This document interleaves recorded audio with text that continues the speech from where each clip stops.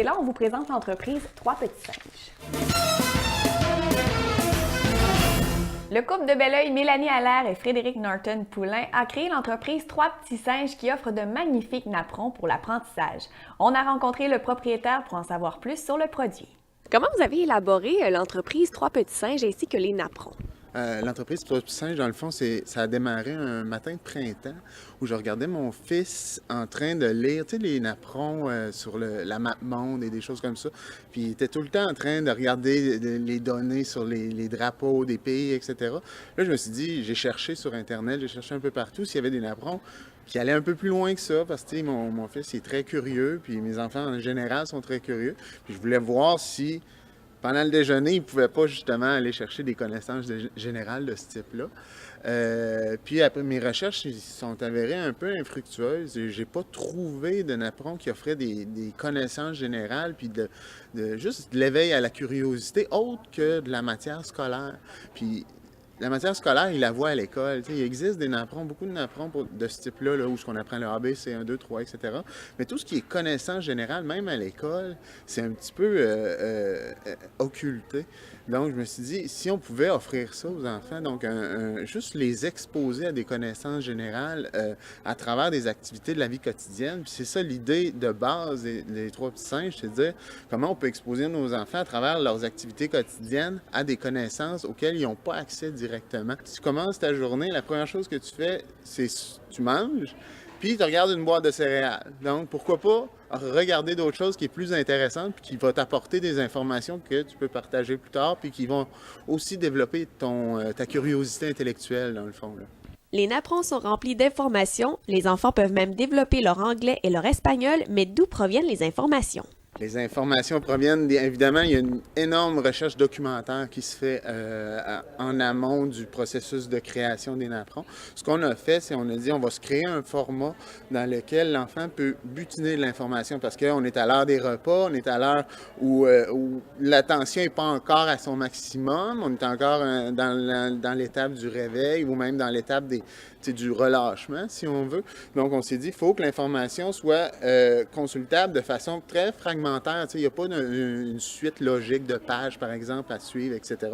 On peut s'adresser à l'une ou l'autre des parties du napperon pour aller chercher une information ou un intérêt ou s'éveiller sur notre intérêt. Donc, on s'est dit, on part de ce principe-là, on fait nos recherches sur des sujets donnés, des sujets qui sont intéressants, évidemment, pour les enfants, mais on les traite avec un angle un petit peu différent. C'est-à-dire qu'on va aller chercher pourquoi, par exemple, dans le napperon des pirates, pourquoi les pirates avaient un anneau d'or à l'oreille. C'est toutes les petites informations comme ça qu'on va chercher à travers la recherche documentaire. Donc ça, c'est la première étape. Recherche documentaire, on se ramasse avec un corpus souvent très, très important d'informations. Une fois qu'on a fait ça, on a développé à la base un canevas, comme je t'ai dit tout à l'heure, dans lequel on distribue l'information toujours de la même façon. Tous les napperons vont être grosso modo distribués de la même façon au niveau de leur information, des thématiques, etc.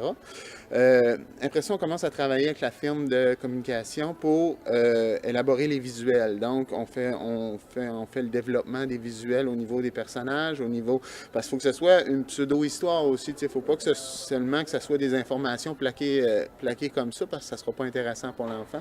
Il faut que ce soit des informations aussi qui ne sont pas communes. Donc, c'est nos deux critères de base pour créer la structure. Donc, on travaille avec eux, on construit le layout, on construit le recto, le verso, selon ce qu'on avait prédéterminé. Puis, après ça, la firme de communication nous fait un premier modèle. Là, évidemment, il y a le processus de correction, etc. Donc, c'est vraiment une interaction. C'est un travail d'équipe, dans le fond, là, ces napperons-là. C'est vraiment une création d'équipe. Les enfants ciblés sont ceux âgés de 6 à 11 ans, autant les garçons que les filles, grâce aux différents thèmes. En primaire, on a les Reines et Princesses qui sortent aujourd'hui, dans le fond, sur lequel on travaille depuis 2 mois, qui a été très difficile à réaliser parce que c'est dur de se débarquer du créneau de Walt Disney quand on part avec les Reines et Princesses comme thématique. Même les Pirates, ça a été la même problématique qui a été moins dur à faire, mais Reines et Princesses ont demandé beaucoup d'efforts à ce niveau-là parce que les thèmes de filles ne sont pas si nombreux que ça. Mais je pense qu'on a réussi vraiment à aller chercher l'essence de l'intérêt que pourrait avoir pour pour une femme, tu sais, puis c'est aussi pour une femme, pour des filles, de dire est-ce qu'il existe d'autres choses que la princesse passive, puis la reine passive qu'on voit dans les programmes, les films, etc., qui sont plus liés à Walt Disney puis à la culture américaine. Donc, celui-là est sorti. Notre prochain qui va sortir d'ici 3 semaines, c'est Les Gladiateurs. Donc, tout le monde des gladiateurs, la Rome antique, etc. Et le 4e de la première série, ça va être les animaux de la savane et l'humain dans la savane africaine. Ça, c'est un sujet plus goffé. Donc, on a essayé de spécialiser. On a essayé de faire aussi des sujets plus globalisants. Ça, c'en est un.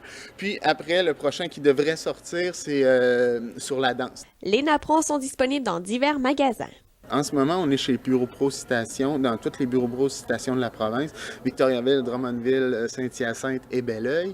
On se retrouve aussi à l'IPAC, qui est une boutique à Longueuil. On a aussi à Montréal, on a Planète Jeux. Et à Sherbrooke, on a Biblair CGC, qui est le même concept un peu que le Bureau Pro Citation. Vous pouvez voir les différents modèles de napperons et en apprendre davantage sur le concept sur le www.3petitsinges.com ou encore leur page Facebook.